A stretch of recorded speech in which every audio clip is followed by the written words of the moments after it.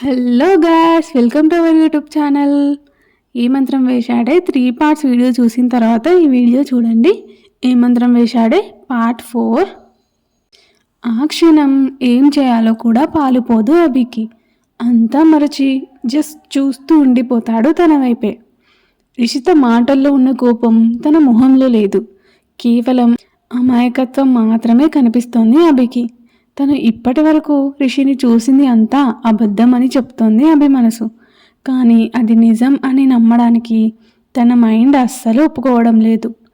రిషిత గుండె చప్పుడు అభిని స్పర్శిస్తూ ఉంటే ఏదో తెలియని ఒక అలజడి తన మనసులో ఉన్న చెప్పలేని ఆవేదనని స్వయంగా అనుభూతి చెందుతున్నాడు అభి.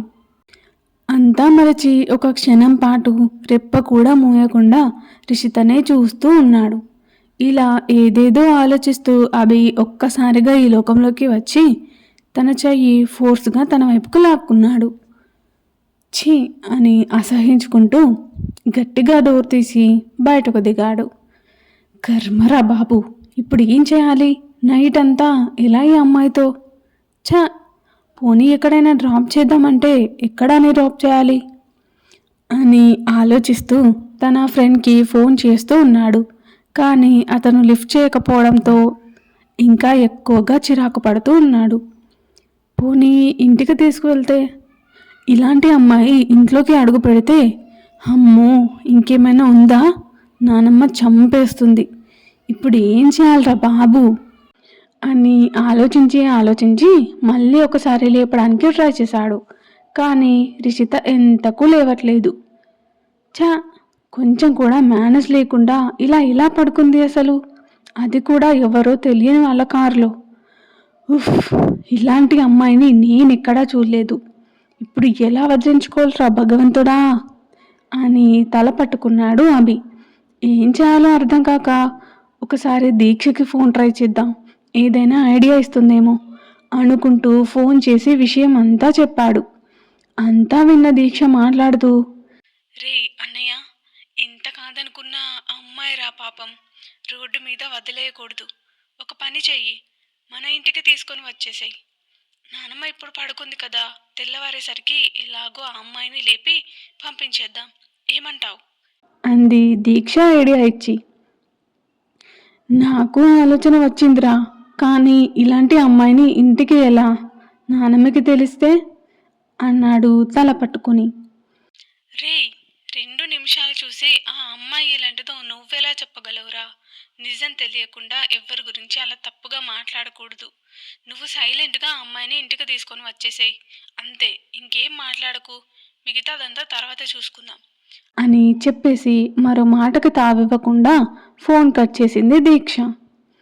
ఇక తనకి కూడా వేరే దారి లేక సైలెంట్గా వచ్చి కూర్చొని డ్రైవ్ చేసుకుంటూ వెళ్ళి ఇంటి ముందు కార్ ఆపి దీక్షకి ఫోన్ చేసి బయటకు రమ్మన్నాడు. దీక్ష బయటకు వచ్చి మెల్లిగా రిషితని బయటకు దింపి లోపలికి తీసుకువెళ్తూ ఉంది. రే అన్నయ్య, హెల్ప్ చేయరా, బరువుగా ఉంది అంది దీక్ష రిషిత అటూ ఇటూ ఊగుతూ ఉండటంతో. ఇక అభి కూడా ఒక చెయ్యి వేసి తనని పట్టుకున్నాడు. రే సరిగ్గా పట్టుకోరా, ఎవరైనా ఉన్నారేమో చూసొస్తా అంటూ రిషితని అభికి వదిలేసి తను ఇంట్లోకి తొంగి చూస్తూ వెళ్ళింది. రిషిత నిద్ర డిస్టర్బ్ అవడంతో తెలియకుండానే అభి వైపుకు తిరిగి తనని గట్టిగా పట్టుకొని తన షోల్డర్ మీద తల వాల్చి పడుకుంది. అభి దూరంగా ఉండాలి అనుకున్నా తన వల్ల కాకుండా ఉంది తన సిచ్యువేషన్. తను దూరం జరుగుతున్న కొద్దీ ఇంకా దగ్గరగా జరుగుతూ ఉంది రిషి. దీక్ష లోపల ఎవరూ లేరు అని చూసి బయటకు వచ్చి వీళ్ళని చూడగానే, రే అన్నయ్య, భలే ఉన్నారా ఇద్దరు అంది నవ్వుతూ. షడాప్ దీక్షు అని అభి కోపంగా అనేసరికి గప్చుప్ అయిపోయి, సరే రారా లోపలికి అంది దీక్ష. ఇక ఇద్దరూ కలిసి రిషిని ఇంట్లోకి తీసుకొని వచ్చి దీక్ష బెడ్ మీద పడుకోబెట్టారు. కానీ రిషిత అభిని పట్టుకొని వదలకుండా అలాగే గట్టిగా పట్టుకొని ఉంది. దీక్ష చెయ్యి అడ్డు పెట్టుకొని నవ్వుతూ ఉంది ఇద్దరిని చూస్తూ. అభి చిరాకు పడుతూ బలవంతంగా రిషి చెయ్యి తీసి లాగి పారేశాడు. అరే మెల్లిగా రా అమ్మాయి అంది దీక్ష కంగారుగా. దీక్షు రేపు పొద్దున నానమ్మ లేచేసరికి ఈ అమ్మాయి మన ఇంట్లో కనిపించకూడదు అన్నాడు అభి కోపంగా దీక్ష వైపు చూస్తూ. సరే లేరా పాపం ఆ అమ్మాయి, ఎందుకంత కోపం అంది దీక్ష. అమ్మాయి కదా అనే హెల్ప్ చేశాం, అంతకు మించి ఇంకేం లేదు. రేపు నానమ్మ లేవకముందే ఆ అమ్మాయి గుమ్మం బయట ఉండాలి. తెలుసు కదా, అసలే దేవి నవరాత్రులు, ఫెస్టివల్ డేస్ కాబట్టి నానమ్మ ఇంకా ముందే లేస్తుంది అన్నాడు వేలు చూపిస్తూ. అబ్బా తెలుసు లేరా, ఎన్నిసార్లు చెప్తావు అంది దీక్ష తల పట్టుకొని. సరే అంటూ అక్కడి నుంచి వెళ్ళిపోయాడు అభి. తన గదిలోకి వెళ్ళి పడుకున్న మాటే కానీ అస్సలు నిద్ర పట్టదు అభికి. మాటి మాటికి రిషిత గుర్తొస్తూ డిస్టర్బ్ అవుతూ ఉంటాడు. తను గుర్తు రాగానే మొహంలో తెలియని చిన్న నవ్వు వచ్చి చేరుతుంది అభికి. మళ్ళీ అంతలోనే తను ఇంతకుముందు డ్యాన్స్ చేసింది అదంతా గుర్తుకు రాగానే ఎక్కడ లేని కోపం, అసహ్యం వచ్చి చేరుతాయి అభి మొహంలోకి.